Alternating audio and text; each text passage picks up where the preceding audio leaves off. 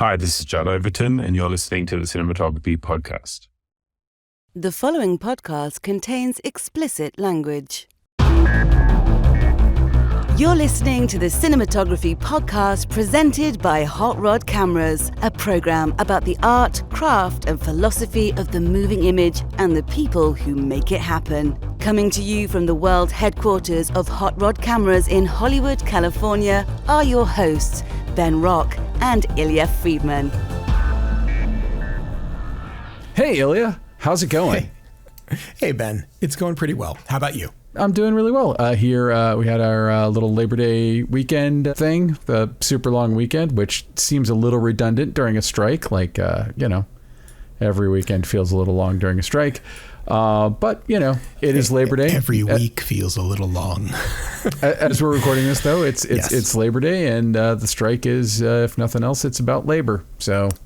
Very much so. I have to imagine that there are tens of thousands of people who are all thinking about this very closely this year, in that everyone's labor in this industry is greatly affected.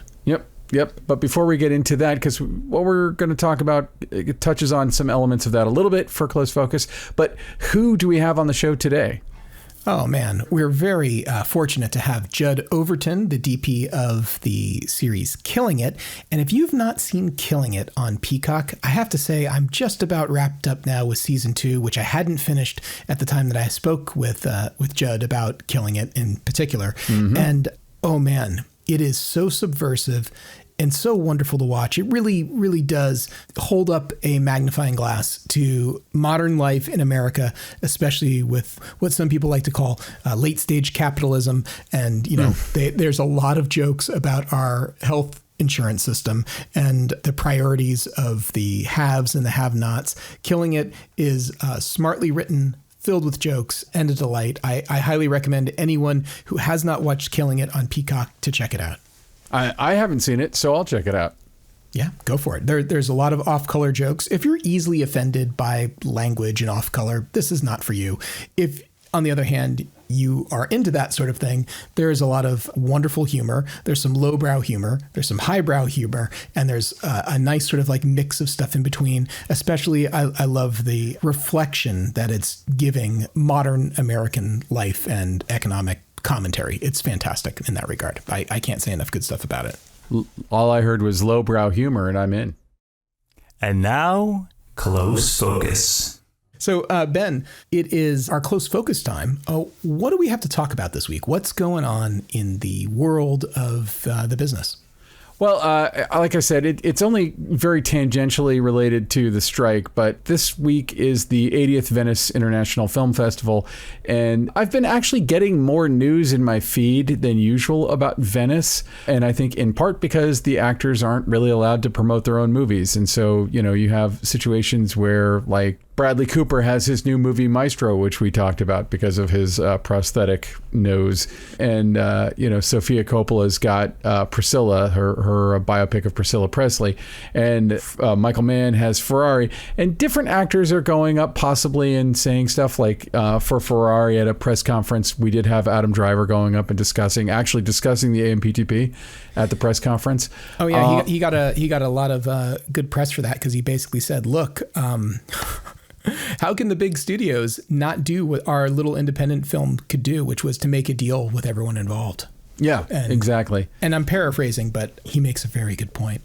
Yeah, it's honestly hard to come to the defense of the AMPTP companies. But notoriously also, I believe at the same Venice Film Festival, David Fincher, talking about his new movie, The Killer, actually said he could understand both sides. And I don't think it's necessarily both sidesism.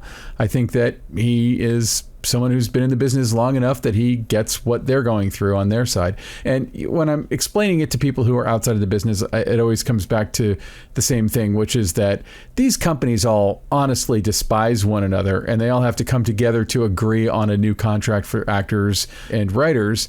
And as soon as this is over, they're going to all go back to trying to destroy each other and compete each other into the ground. It's a really interesting, I don't feel like writers and actors are like that. It's a competitive job to get, blah, blah, blah.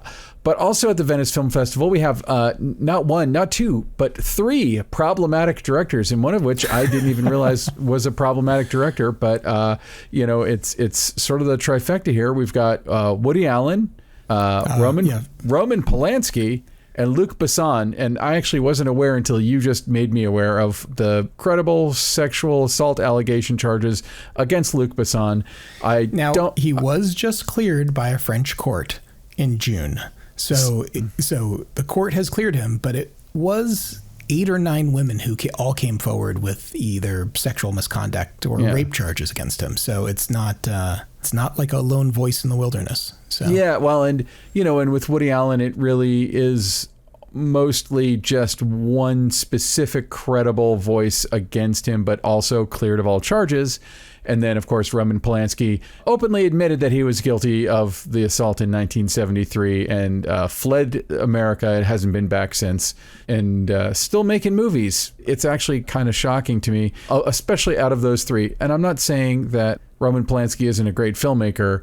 I am saying that I'm so icked out about Roman Polanski that it's really hard for me to get excited about seeing a new Roman Polanski movie, this one featuring Mickey Rourke and John Cleese, of all people. Yeah. I mean, I may or may not have been interested in seeing a movie like that till I heard that Roman Polanski had directed it. But with Woody Allen also, it's kind of an interesting milestone also, because this is his 50th feature. Wow. 50th. Yeah. I think James Cameron has made like 12 films.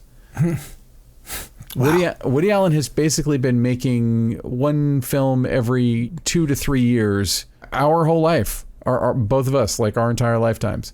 His new film is entirely in French. I believe that's a first for him too. So, that's interesting. Wow. And none of the stars are American stars. It's a French cast. And it should also be mentioned that not only did Woody Allen and Roman Polanski get standing ovations for their films, they had protesters outside the theaters. And I hadn't heard about Luc Besson. It wouldn't surprise me, but Woody Allen I definitely heard about and saw that was covered. That was the news story. The news story was, Woody Allen's 50th movie, 50. That is a lot of freaking movies. Yeah, Quentin Tarantino's got to really catch up. Well, Quentin Tarantino's capping it at 10, so no matter what, Quentin Tarantino will have made, yeah. I'm making a joke because he's very famously said that 10 and done, he's out, so. Even like Martin Scorsese is nowhere near 50 movies. I mean, it's a lot of movies. It's just insane. Anyway, but the Venice Film Festival, I think, is interesting because it, as I look down the list of like Yorgos Lanthimos' new film, Poor Things, David Fincher's The Killer, Michael Mann's Ferrari, Bradley Cooper's Maestro, Sofia Coppola's Priscilla, on and on and on. It's a big festival this year. Yeah, it's got a lot of star power, despite there not being stars. It's really these are the movies like you and I will hope, if we're lucky, we'll be getting to interview, Erica Messerschmidt of The Killer, etc. Like we're going to be talking to the DPs who are shooting these movies, and I sort of feel like when I look at this, it's like, obviously not all of these are going to be nominated for Best Picture, and I think it is almost obvious to me that both Barbie and Oppenheimer are going to get a lot of major awards nominations, at least. I would be shocked if I'm not looking at 2/3 of the big Oscar buzz movies right here. Check it out. Check out the lineup at the Venice Film Festival.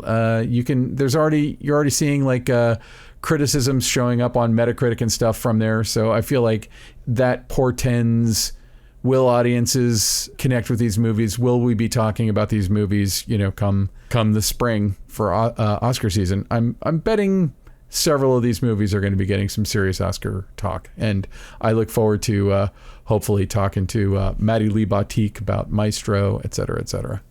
Yeah, I think you're right. I think Venice is really hot this year, and I think that it's certainly become the festival of the season right now. So we'll see how the other festivals work out. But yeah, that's really interesting. I know Telluride is about to be upon us. I know Toronto is right behind that. So it's like there's a lot of stuff that's about to happen. Yepers. All right. Hey, why don't we get to the interview now with Judd Overton? Here we go. The Cinematography Podcast Interview. Joining me now is cinematographer Judd Overton. Hey, thank you so much for being on the show today. Thanks for having me. Judd, we're really here to talk about Killing It, which has become one of my favorite shows on television. I actually am only just started the second season. I'm a little bit behind, but boy, did I love season one. Season one was so much fun. And my understanding is you didn't share the duties on this. You shot every single episode of season one. Is it the same with season two? Are you shooting have you shot all those as well? Yeah, absolutely. I've shot all the episodes on both seasons. Season one was a lot of fun. We shot it all down in New Orleans. So that was 10 episodes, all half hours, and they really are half-hour episodes. There's not a lot of waiting for the ads or anything like that. So the scripts are 30 pages plus, and we're really banging out the minutes, banging out the page count. This is an original Peacock series, and it stars Craig Robinson, who I love, of course, from The Office and all of his movies throughout the years. It's fun and subversive, and it talks really about modern life in America and sort of the struggles of people to make ends meet. And it does it through this fractured lens. And you'd go into all these different sorts of methodologies or situations which give light to reveal just kind of in some ways how fractured and how broken our system is. And it does it with humor, which to me is just wonderful. Tell me a little bit about coming to the show and what you think of the stuff that you're doing. Can you talk at all about the subversive aspect and sort of like self-reflective quality of life in America that this show's portraying?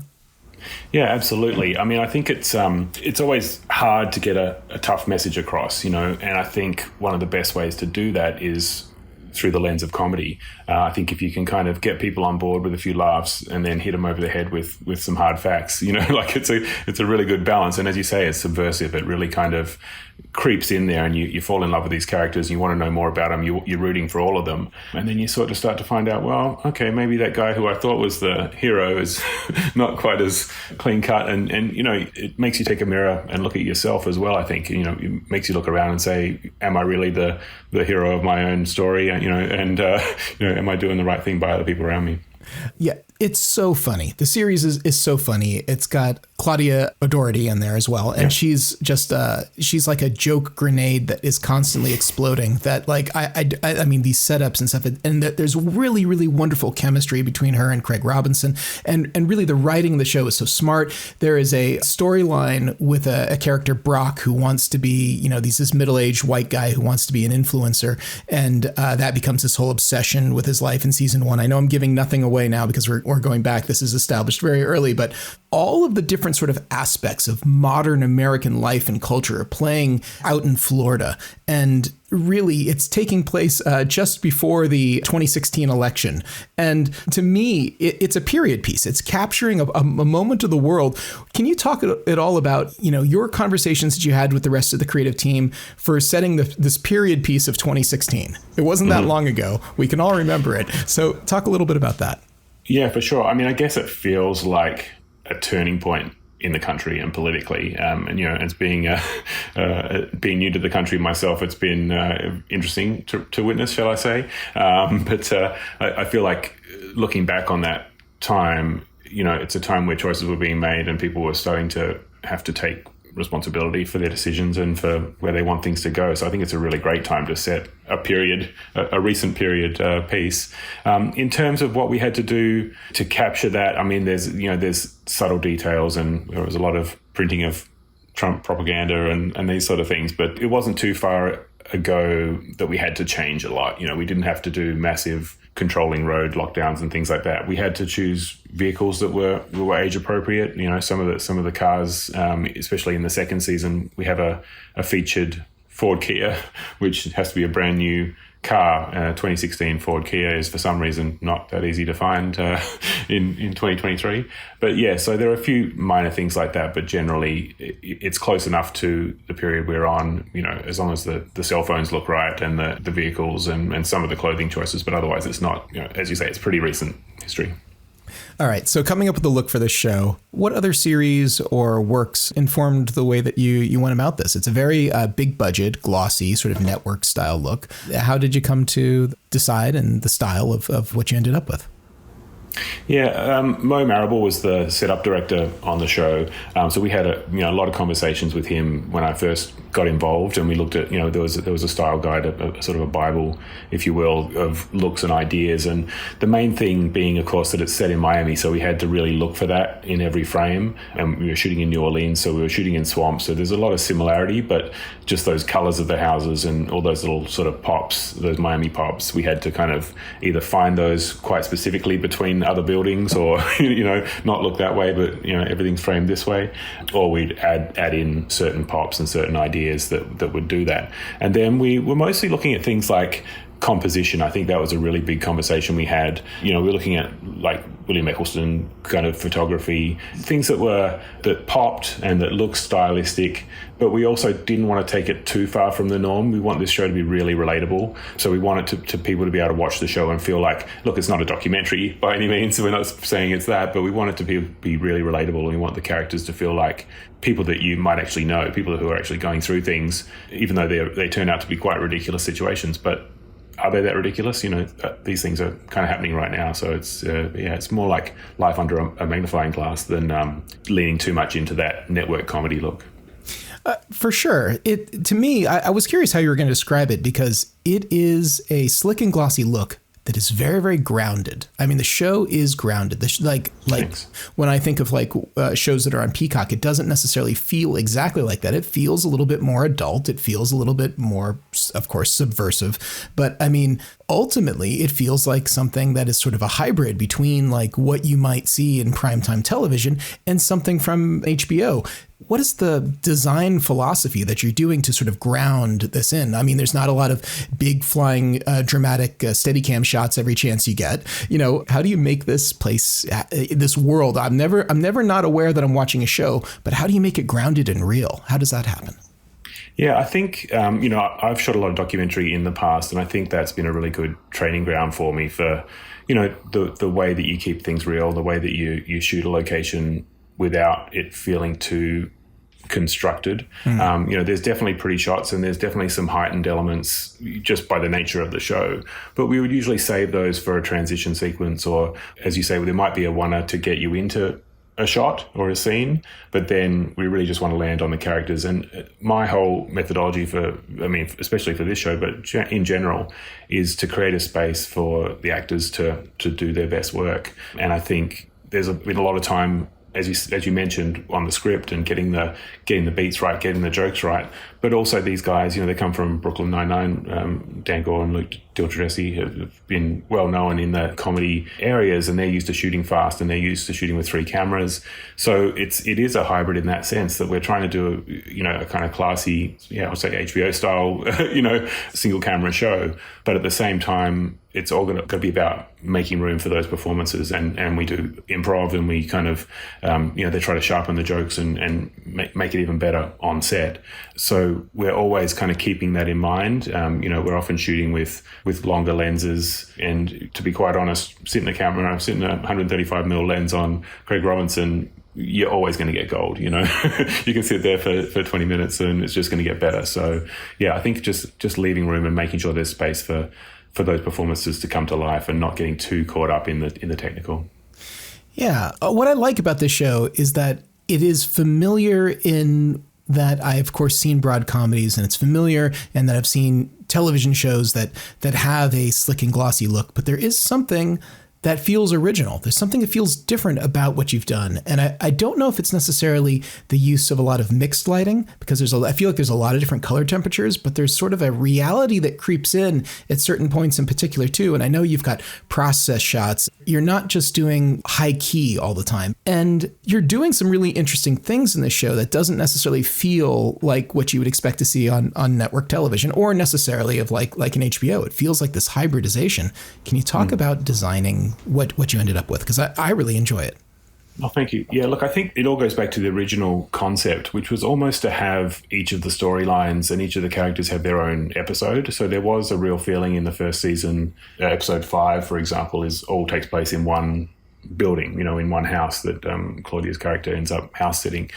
So there was a real section where we thought, okay, maybe these can be there's definitely a lead in an intro and outro to keep it part of the bigger story that's continually going on. But maybe each of these can be episodic, for want of a better word, but it could be its own kind of self-contained story within the grand scheme of things. But I think that lineage or that concept that, when you're in a space with a certain person, you kind of lead into that world, and you can't help but have to, move into that world with them. So we're still doing the same things in terms of coverage, but the lighting is often influenced by the place where they go. We're not trying to stamp a certain kind of look onto everything. Like if you're moving into a different sphere of locations or different socioeconomic group, you kind of have to take influence by the lighting that's there, by the mood that's around. If there's, if you're in a strip club and there's neon lights and, it can't be the same as a broad daylight shot. So you get influenced by the locations for sure. At the end of the day, this series is a comedy, and people will talk about the differences between shooting comedy versus shooting drama and the different sort of tropes that might come along, visually with that and the storytelling. What I think is really interesting as I talk to people who are not involved in the camera crafts, who are not camera professionals, is that they don't really understand how much the cinematographer, how much the director of photography is involved in crafting the composition and how the jokes play out.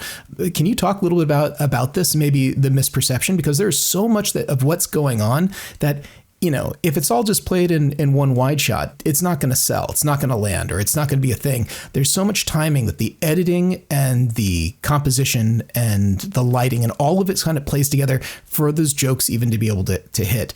Your process when you're on set and working with this, how often do you feel like you're getting feedback on the humor or watching the monitor and trying to figure out how we can change this so that the jokes hit in a different way or hit better? What's that relationship like with your directors?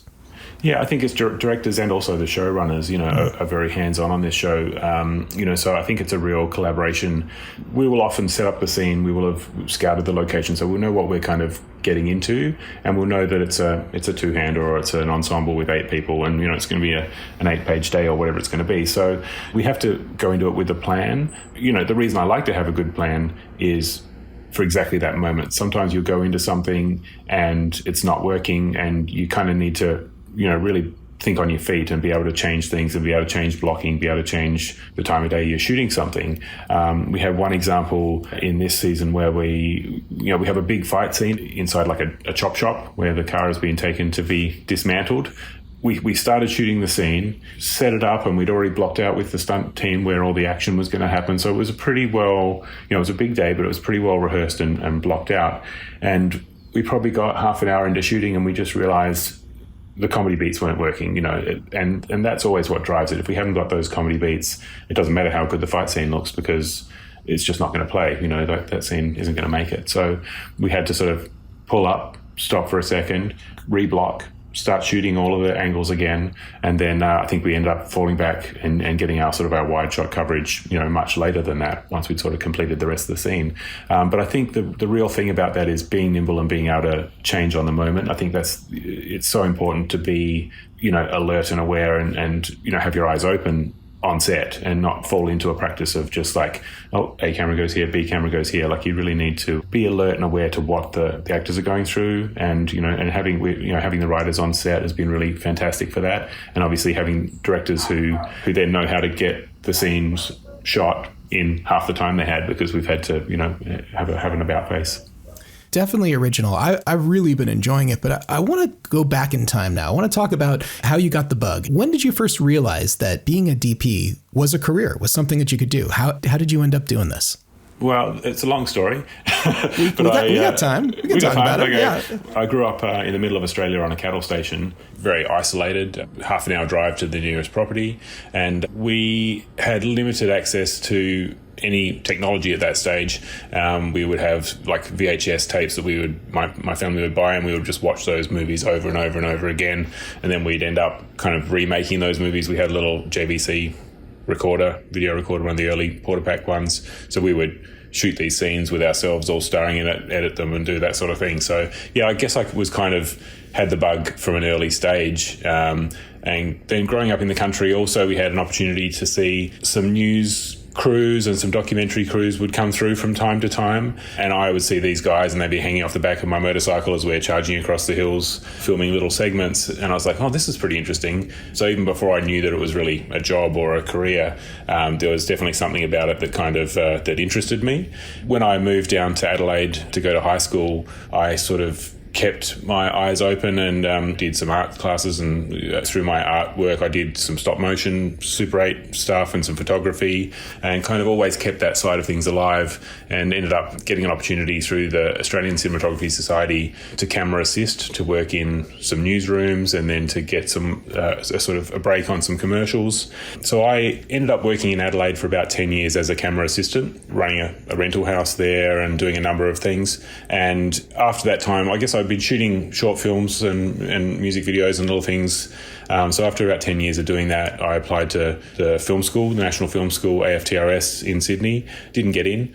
And then kept made another short film that year. That seemed to be enough. The following year I got in, and they obviously liked what I've been doing, liked the professional work I've been doing, so I got the opportunity to go and study. So I moved up to Sydney for that. Through some of that work, one of my graduating film was in competition at Camera Image, so I got to I was sponsored to fly over and sort of present a 35mm print. I actually took the 35mm print with me on the plane, so that was pretty incredible, pretty special experience. And then through some of those wins and awards and things, I started to get the opportunity to do some bigger projects, some indie features, a lot of which were shooting on 16mm at the time. It was kind of before digital really became a big thing, and people who wanted to sort of get noticed would still shoot on film. So I had a really good track record, or a really good experience, learning and shooting on film and taking things through. Both the first two features I shot that had some decent money were both taken through to film prints, one from a 16mm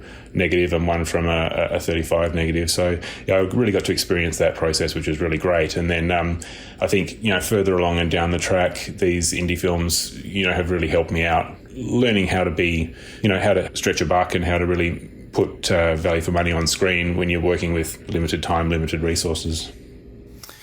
It's an interesting hustle, the single camera DP world, as is the multi-camera. But you find yourself, like I think many DPs out there, you have these periods of famine between the feasts, between the shows. Successful DPs, one or two, but who work in the comedy world, and they find that when the show's over, there's always these moments of creeping doubt if like they haven't already secured their next job. Like, where am I going next? What is it going to be? Is it going to be inside this space? As an immigrant, as someone who's come to this country in the last decade or so, I have to imagine that some of this, the feelings that I know that from so many people who've been doing this for a long time. How is it for you? How is it for you coming here, not your native land, coming in, breaking in, and then keeping this ball going? Because you're prolific. I'm looking at your IMDb, and you've done a lot of work after work after work here. How do you keep that going? How do you keep that motivation? How do you keep so busy? Yeah, I mean, I think it's all, you're absolutely right. Like that, it's a real world issue for anyone who's in the freelance world, and especially if you're in the arts, to kind of have enough work to make it a consistent career. We get paid well when we're working, and then absolutely there's times between when it's feast or famine, there's nothing going on. I think I've been really fortunate that I've always tried to build a good relationships with people that I've worked with, good relationships with people in terms of networking or whatever. But hopefully my reputation kind of precedes me in that, apart from just having this catalogue of films that I've got, the reputation comes along that, he's not a bad guy to work with, and we don't mind hanging out with him for a while. And a lot of it is, kind of repeat business or people that I know that have heard that might be available, or I've got this little thing coming up. Would you be okay with that? And I'm always keen to talk to people and kind of keep that open. I mean, I've done short films in the last 12 months. I just completed a documentary, which I hadn't done for a number of years. But I think if you just keep all of your options open and keep those relationships alive, you never know where the work's going to come from. I think what has been great working here in America and sort of starting to get some runs on the board with a slew of producers means that I do have more opportunities. I'm not just looking to the same one or two people for jobs now. So that has been great. And in the last 2 or 3 years, it's actually been some of the busiest times I've had, literally booking back-to-back jobs and having to negotiate to go between. So that's been a really exciting time. But yeah, that's not always going to be the reality. So it's, you just, when the phone stops ringing, it's a good time to book a holiday, as they say. And hopefully that's going to lead to some more work, because you can never take a holiday once you get that phone call. At least a not refundable holiday. Yeah, that's I know a couple of people who swear that the best way to get a job is to book vacation. So they book vacation and suddenly, call comes up. Non-refundable vacation seems to be the ticket. That's the answer. Hey, so Judd, I want to find out what's next for you. What do you have going on? What's next in your lineup? Yeah, well, as I mentioned, I've obviously been doing a lot of the television stuff the last few years, so I'm really excited to have a feature film coming out, which is where we've shot last year up in Vancouver. It's called Totally Killer, and it's actually going to be the closing night film at the Fantastic Fest in Austin in end of September, and then it comes out on Amazon Prime early October. So yeah, pretty excited about that. It's a slasher comedy, so it's still in the comedy world, but it's again having a bit more fun with the visuals. Fantastic. Well, let's say people want to reach out to you or they want to track you down. Are you on social media anywhere? Can people find you? How do people get more Judd Overton in their life if they want to connect with you? Yeah, you can hit me up. I'm on Instagram, Judd Overton DP, or just on the website at Judd Overton. All right. Well, Judd, this is so much fun. I'm so glad that you could take some time to be on the podcast, and thanks so much for being here. Thanks, Ella. Appreciate it. All right. So that was Judd Overton. Thanks so much for being on the show. I know most of that show is not shot in Los Angeles, but I caught a funny little moment right near Hot Rod Cameras that actually made it into the show. Just down around the corner from the shop, there's a restaurant called Lancers. It's sort of a greasy spoon. There's a scene that takes place in Killing It. That's all shot inside of Lancers, and I absolutely know it was Lancers because out the window, if you know what to look for, you can see F22 Studios, which is a client of Hot Rod Cameras, and I was like, I know exactly where they are. They're at Lancers, right around the corner. So clearly, I have been with you at Lancers. That's entirely possible. I used to go to Lancers because it was an easy walk from the office every now and again for lunch, and occasionally we'd run into the people from Aerie there because it was actually right across the street from Aerie, which now F22 is in the old Aerie building, which is pretty funny. And of course, that sort of intersection made famous way back for Back to the Future. Back to the Future, there's a Burger King skateboarding scene right near the beginning of the movie. That is exactly where Lancers is. So I did not know that. Mm-hmm. Oh, yeah. Oh, that's cool. When I saw the Barbie movie, I went on a little bit of an online rant. And I saw it when there was a lot of rabid conservative backlash to it. And also Bill Maher had come out against it. And I was like, they're right. This movie's all a lie. There's no way you could get from Venice Beach to the Griffith Park Observatory and then back and then to Culver City and back in one day on foot. Come on. Get real. If that's your big problem with Barbie, then it's the biggest problem with Barbie. It was like when 24, which you and I were both huge fans of, was on television, and it was like they're going to get from Santa Clarita to downtown LA in 10 minutes. Not even with no traffic. Come on. Not going to happen. Totally not going to happen.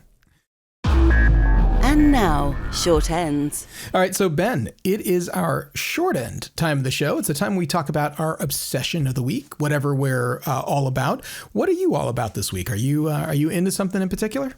Well, I went down a little bit of a rabbit hole, and it was actually while I was researching some stuff for our Close Focus about Venice Film Festival, and there's a new Robert Zemeckis movie that's called Here that I think they're making it now, but it stars Tom Hanks and Robin Wright, so it's put the Forrest Gump band back together. But anyway, they are using an AI tool, and I think this is the kind of stuff I like to hear about how AI is being used, and it's called Metaphysic. Are you familiar with Metaphysic at all? I am not.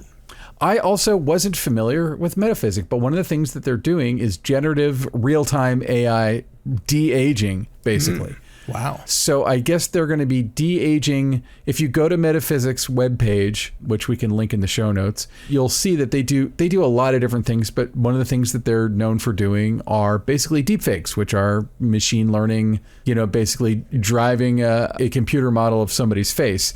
And they're setting it up, and I thought this was really interesting, so that the actors own their own likeness, basically. So whatever they're doing with Tom Hanks, I don't know anything about the script, but for the sake of argument, experiment. Let's say they're de-aging him 30 years to be Forrest Gump age, both of them. They could probably take that footage of Forrest Gump or footage taken around that time, build the machine learning model around that, but then Tom Hanks owns it. And Metaphysic has like a partnership with none other than CAA, the agency. Oh, I do know actually about Metaphysic. The founder of Metaphysic was at VidCon we talked about last week, and I actually went to a thing. I didn't place the name, but no, he's famous. He does the deepfake Tom Cruise. And yes, he's very, very active in the whole movement to get AI, some guardrails set up so that talent in particular owns the rights and likeness to themselves, and that every actor would, and that studios or other third parties couldn't come along and abuse that. They're working very hard to turn that into a reality, and I applaud them. I really hope they're successful. Yeah. When I look at this, it's like, we spend a lot of time, not you and I per se, but I feel like, especially during the strikes, I talk to a lot of people who are talking about the evils that are about to be done to our industry by AI. And it's nice to see a company that's creating tools for filmmakers to tell stories and tools for a filmmaker of Robert Zemeckis' stature. Robert Zemeckis has been a huge proponent and driver of technology in filmmaking, be it performance capture, which he made, I think, the first performance capture movie with Polar Express. And, you can say what you will about the dead-eyed doll faces in the Polar Express, but the fact that I think the next one he did was Gilgamesh, and that's actually pretty good. But even going back to, Forrest Gump, the stuff he was doing with Gary Sinise's leg removal and stuff like that, some of the visual effects stuff, Zemeckis is someone who's always pushed the envelope in terms of what can be done with visual effects. And I'm looking forward to seeing behind the scenes on how they accomplish whatever it is that they accomplish, because de-aging is always a mixed bag. And whether you're talking about Jeff Bridges in the Tron movie or Kurt Russell in Guardians of the Galaxy 2, you do tend to hit kind of an uncanny valley wall with digital de-aging.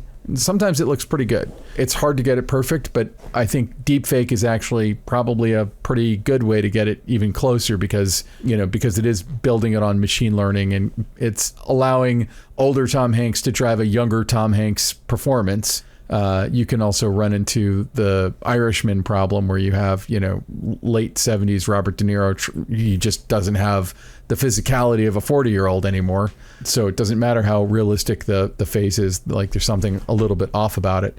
But anyway, I'm going to be interested to see how much this pushes that kind of technology, because if you are able to do a live driving of a deep fake, which is one of the things Metaphysics saying that they can do, it's called Metaphysic Live, it just opens up possibilities for storytelling that we haven't had really ever. Yeah, it's real-time CG, and it looks staggering. The deep Tom Cruise, they use some technique, and it's really good. It's really impressive. Yeah, so I agree. I think that the things about that kind of make you go, something's not working, is like the performance doesn't exactly sound like him, or something. It's like the voice, even with voice synthesis and stuff, it's really hard to get it perfect. But those tools are, always getting a little better. Yeah, absolutely.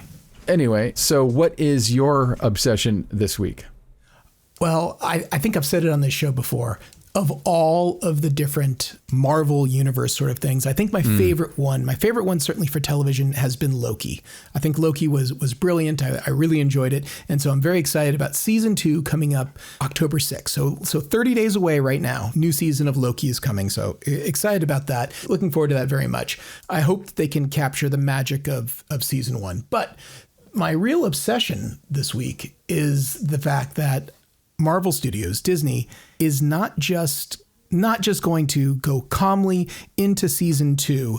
They're actually promoting it along with a few other different Marvel properties. But in particular, Loki is getting a 4K Blu-ray release with special behind the scenes and all kinds of extra stuff. It feels very much like something from a bygone era.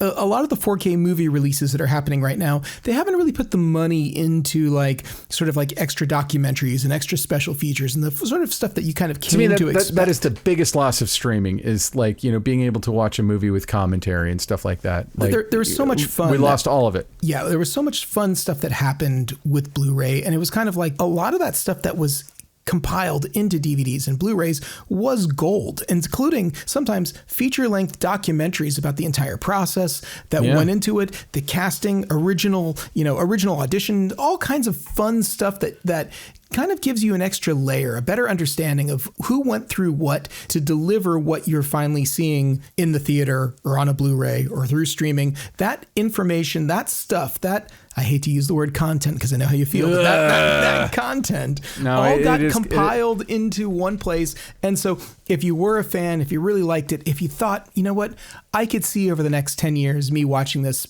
maybe half a dozen more times.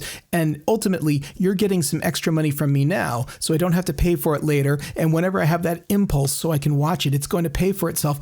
I got to say, I'm feeling a little tempted to buy a 4K of Loki because supposedly it's going to be chock full of all this extra stuff that isn't seen anywhere else and is not going to end up on the streaming service. So I'm like, wow, okay, that's interesting. Physical media making a comeback. I know we've talked a little bit about this. I actually just found out recently that there is a video store in Portland. That's very exciting. Oh, wow. It has about 70,000 movies, so I'm going to go investigate it. It's like the last one, and it's actually a foundation. It's not too dissimilar from like what Vidiot's is doing in Eagle Rock in Los Angeles. So I really kind of feel that the physical media, video stores, especially now that Netflix is closing their DVD service, completely forever and ever, I think the regional player in certain cities, I think that there is a place for physical media and the video store. And I think that we'll actually start to see a resurgence of this, maybe in a nonprofit form, maybe, something that's a little bit more than just the library can offer. But mark my words, I can see this starting to rise again because people are getting really frustrated and the price of all the streaming services are going to keep going up. And so, we'll see. And also, like, I sort of feel like with a lot of the streaming services, I'll name one of my favorites, Shudder. They'll have a movie like John Carpenter's Prince of Darkness, and I'll watch it and like, oh, kicks ass. And then 2 weeks later, I want to show it to my wife, and it's not there anymore. And that is the case with all of them. And, like you'll see these lists of like movies leaving Netflix or movies leaving Prime. And when does a movie never leave? When you have it on your shelf and you can just pop it in whenever you want. And like a lot of people, I went like kind of full crazy buying DVDs back in the DVD days. And I didn't quite buy as many, and I haven't bought as many Blu-rays. I've bought a few, but I do think that there's something to be said about that. Like if it's something that you really care about. And I do think if the studios and stuff push the fact that like, hey, if you really love Barbie and you want to watch Barbie with Greta Gerwig's with her commentary, or you want a commentary from Margot Robbie or Ryan Gosling or whatever, when they put that thing on, I'm sure they're going to eventually put it on Max, and it'll be cool. And they might have a couple of supplemental things on Max, but there's something different about it. I don't know. It's hard to explain. I just think that like trends are cyclical. And so we've all been sort of enamored of streaming. But the problem with streaming to me has always been one of discovery and one of, they've de-eventized every part of a movie coming out. So that's true. When it comes out, they just flip a switch, they write some code, and now it's on Netflix. Yeah, there's certain movies, I'm not going to say which ones, but the studios have gotten money from me repeatedly. They got money from me for buying it on VHS. They got money from me buying it on DVD. They got money buying it on Blu-ray. And if I didn't have that movie and it was available for VOD at one point when I wanted to show it to my kids or whatever it was, yes, they probably got money from me again. As they move away from the de-eventizing, I don't know what the correct word is to de-eventize something, but there should be a word, basically following the Netflix model. It gives less hype and less weight to all the work that all these people have done, like sometimes hundreds or thousands of different artists working and craftspeople working together to create something, to just have it be like, oh, it's another thing, flip the switch, here it is. It's content. You're right. It's turning the work into content because you're Netflix or you're whoever, and you're feeding the beast. You have to constantly be putting out new stuff. The example that I use a lot, and I know I've talked about it on the show, was Orson Welles' lost film, The Other Side of the Wind, which Netflix, like on the one hand, did an amazing service, which was they basically paid to get that movie out of hock. They paid to put the elements back together. They brought in John Huston's son, Danny, to dub John Huston's lines because he does like a perfect impersonation of him. Mo Henry, the negative cutter, the most, if one could say a famous negative cutter, Mo Henry, who's cut like every negative ever in the history of negative cutting. And she had to kind of go through these boxes and re-put it all together. So it's like all this work. And it did get a brief theatrical window in New York and LA, but that should have been the biggest fucking deal in film history that year. I guess it came out like 2-3 years ago. And instead it was just like, oh, here it is, The Other Side of the Wind. You can just watch it on Netflix now, which I did. But, like, I feel like it's the kind of thing where there should have been an eventizing of it. There should have been and there might even be a Blu-ray of it, but there should have been like a special edition Blu-ray that's got all this shit about it. Your appetite should have been whetted long before you ever got to that point. It should have been something that you called 2 or 3 people about. You maybe had a party. Yeah. It could have been all kinds of stuff. Instead, it was like, oh, it's just on Amazon or it's on Netflix, and now I have to, now I should watch this. Like, I give Netflix all the props in the world for taking that on and finishing that project. It's like one of the last things Peter Bogdanovich did. There's so much good about it, but at the same time, like, it has just as much weight as 90 Day Fiancé. Yeah, it's just content. Like at the end of the day, it's just making content. If you're an Orson Welles buff, you'll seek it out. If you aren't, you're not. Compared to I think it was 1997, they re-released Touch of Evil. Oh, yeah. And the editor Walter Murch had gone through using Orson Welles' notes and re-put together Touch of Evil, and they re-released it in theaters. And I was a projectionist at one of the theaters. Yeah. That was great. And we were running trailers for it, and there was hype. There was hype about it. And I feel like the hype now is all about the service, i.e. the container, and not necessarily about the movies and TV shows, i.e. the content. Inside of it, yeah. I'll be on the soapbox all week. As soon as we cut this, I'll keep yakking about it. All right. Well, Ben, I think that just about does it for this week. Where can people find you? They want to find you outside of this podcast. Please go to benrock.com and you can see my reel. I put a bunch of new stuff up there. I mean, not necessarily new, but stuff that I hadn't put there. I recently put there. New to somebody else. New to somebody else. You can also find me. I'm still at Twitter at Neptune Salad. Wow, you haven't moved on. All right. I'm also on Blue Sky. I'm on Threads. Now it's just a freaking mess. Whenever I think of the really funny stuff that I want everyone to hear, I now have to like copy it and paste it in 4 places. It's a real pain in the ass. Sorry, Mastodon. Haven't really been doing the Mastodon thing as much as I used to. How about yourself, Ilya? Where can people find you?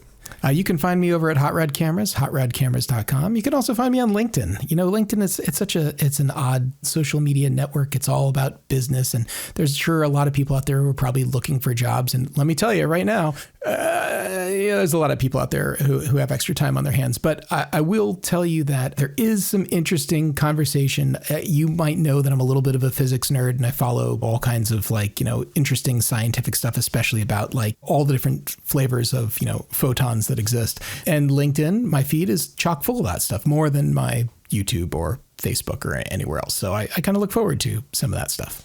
Anyway, so nerd. Yeah, it's kind of fun. Anyway, Ben, who do we have to thank? Who helped to make this show happen?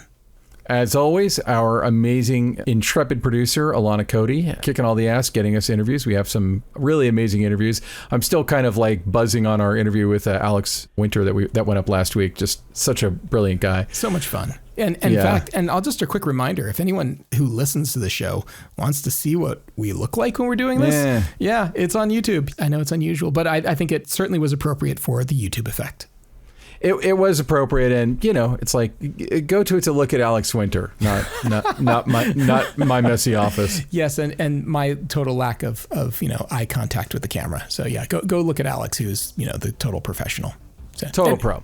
We should also thank Ben Katz, our kick-ass editor, who I think, hopefully we didn't make his job too hard today, but you never know. And he and I have been trading baby Hitler jokes on Facebook, as always. And he's a singular talent and does a great job. And last, we should, as always, thank Kays Alatracci, who composed every scrap of music that you've heard on this show. Check him out at musicbykays.com. Definitely. Go check it out. So that about wraps it up. You want to take us out? Thanks for listening. This has been the Cinematography Podcast, presented by Hot Rod Cameras. Find your next camera, lens, or accessory on the web at hotrodcameras.com. Don't forget to subscribe to our show on iTunes and connect with us on Facebook and Twitter. Thanks for listening.